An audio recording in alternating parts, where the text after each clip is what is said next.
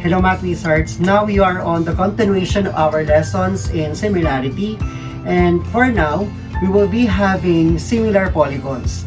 Okay, when we say similar polygons, these are polygons with the same shape but different in sizes. Polygons are similar if corresponding angles are congruent and corresponding sides are proportional. So in this case, correspondence between the vertices of two given figures are very important. So the ratio of the corresponding sides is called the scale factor. So if the polygons are similar, then their perimeters are also proportional. Areas is equal to the square of the ratios of their sides. So considering these two triangles here, DEF and ABC. Okay, so based on the definition of similar polygons, we need to have corresponding angles that are congruent. So based on the tick marks on the two triangles, so angle A corresponds to D, angle E corresponds to B, and angle C corresponds to F.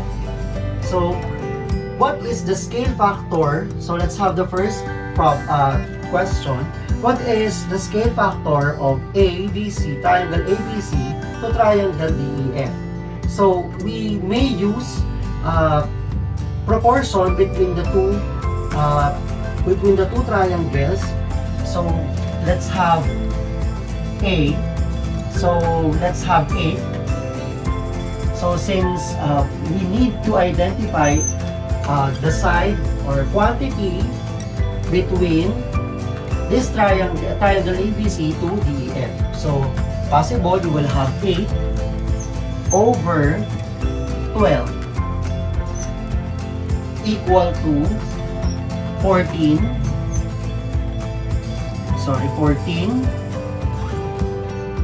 over 15 equal to 14 over 21 equal to 10 over 15.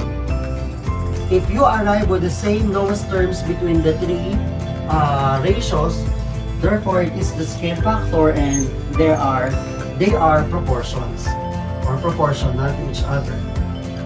Okay, so what is the scale factor of DEF to ABC?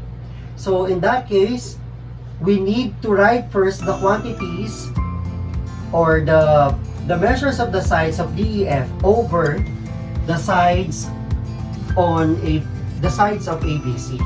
So we will have 12 over 8, 14 over 21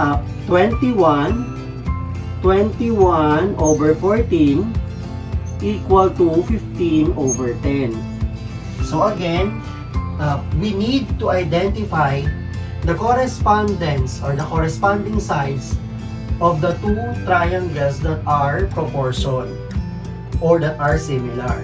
So if we are to get the lowest term, we will arrive with 3 over 2 or 3 halves as our scale factor. What is the ratio of the perimeter of triangle DEF to ABC?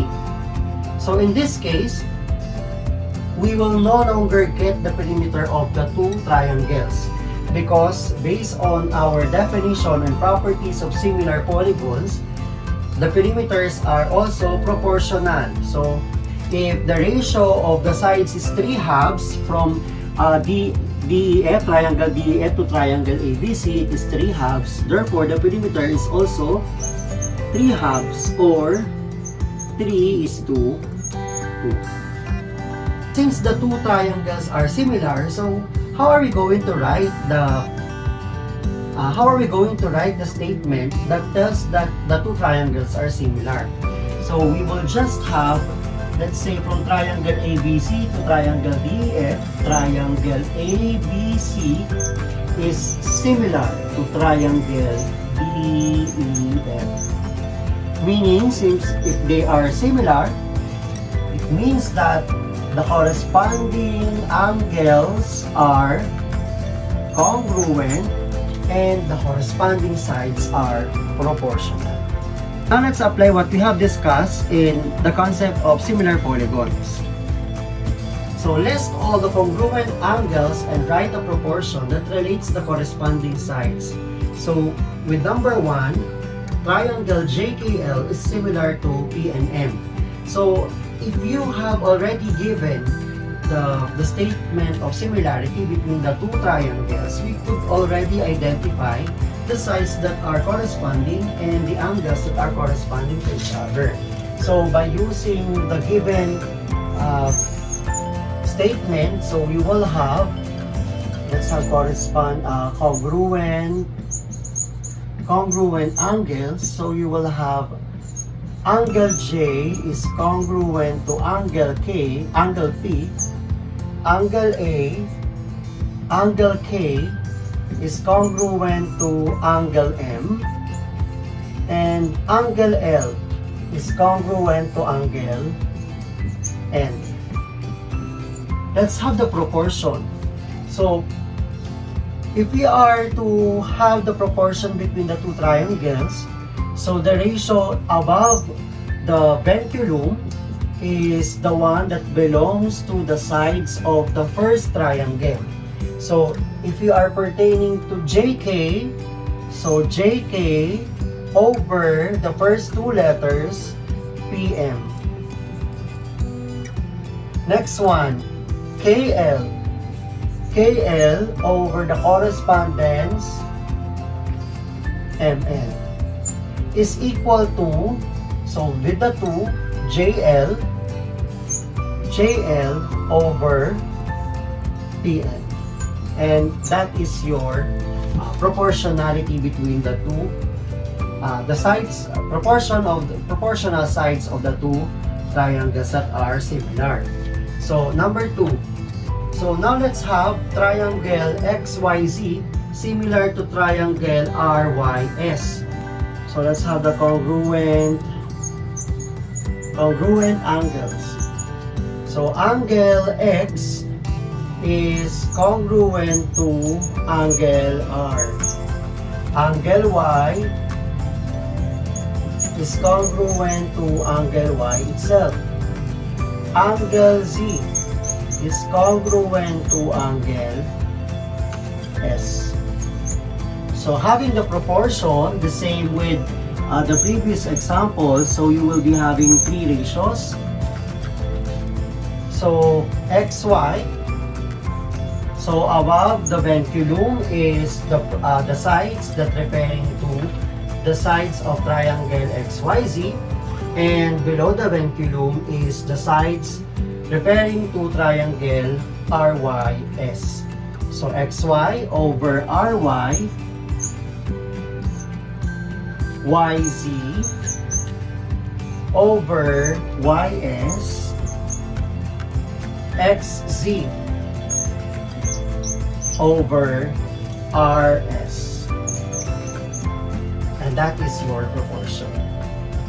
Now let's apply the properties of similar polygons in solving the following problems. Number 1. If the figures below are similar with scale factor of 2:3, find the value of x. So between the two figures given, so you have 42, which corresponds to x, which is the measure of the side of the larger figure. So you will have 2:3, or maybe it could be in a form of a fraction.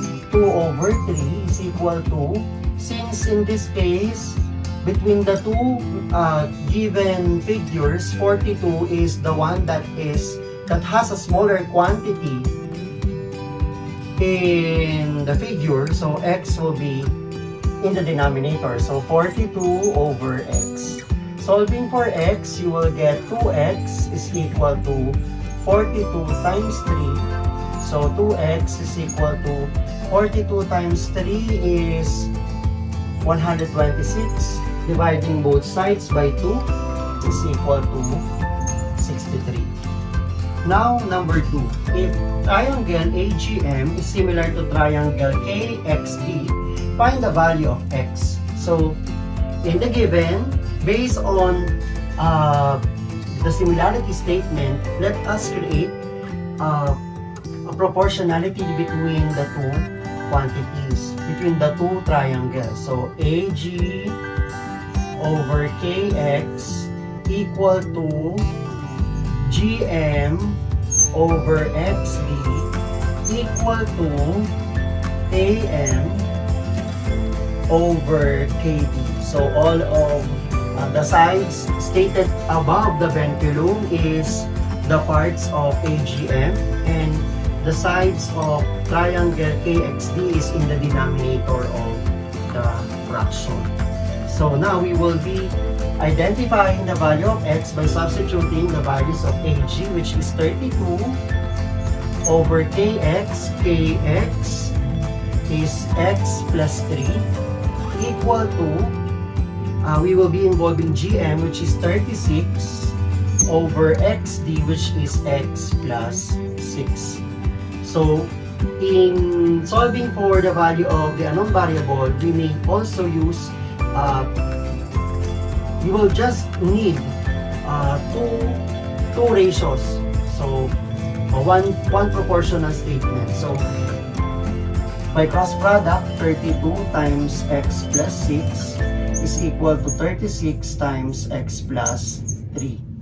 So solving, you will arrive with 32 x plus 192 is equal to 36x plus 108.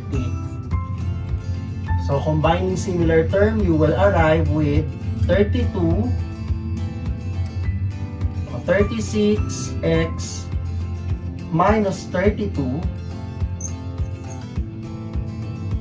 minus 32x is equal to 192 minus 108. So 32x will transpose to the other side as well as 108. So you will arrive with 4x is equal to 84. Solving for x, the answer is 21. So our final answer is 21. So let's have triangle JKL similar to triangle NML. So we need to get the value of x and y. So since they are similar, let's have the proportionality between the two. So you will have JK over NM equal to KL over ML equal to JL over NL. So JK is 40 over MN which is 16 equal to KL which is x over ML which is 14 equal to JL is 45 over NL which is y.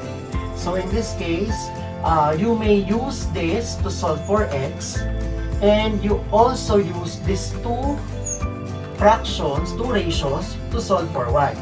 So let's have 40 over 16 is equal to x over 14.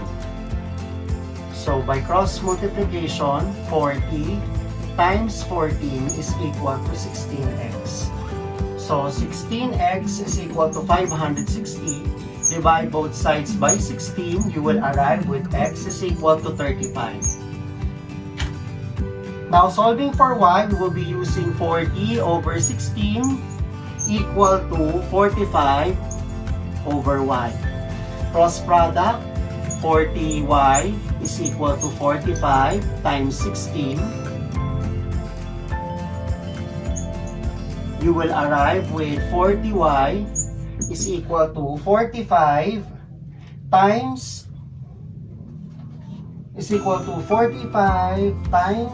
16 is 720. Divide both sides by 40. Y is equal to 18. And that is our answer. X is 35, Y is 18. So triangle ABC is similar to triangle ADE.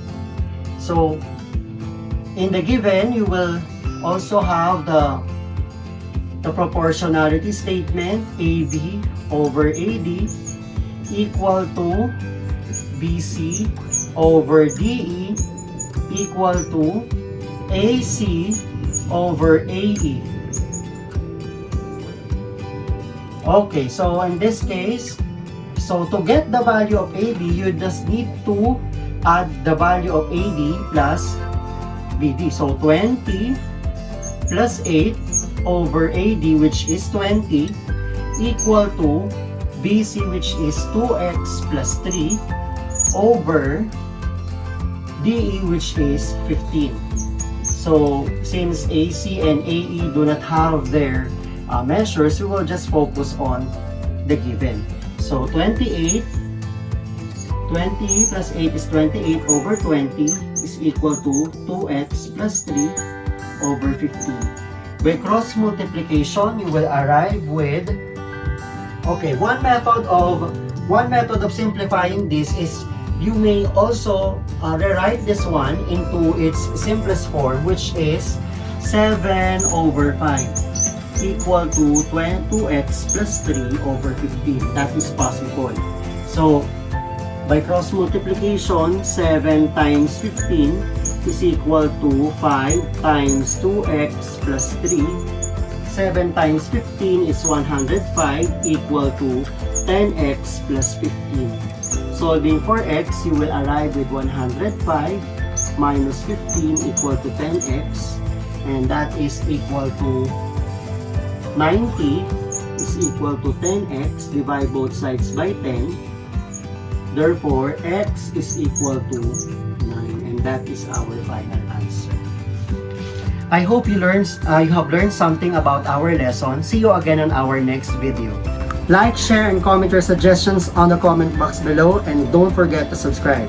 To get notified with our latest videos, just click the notification bell.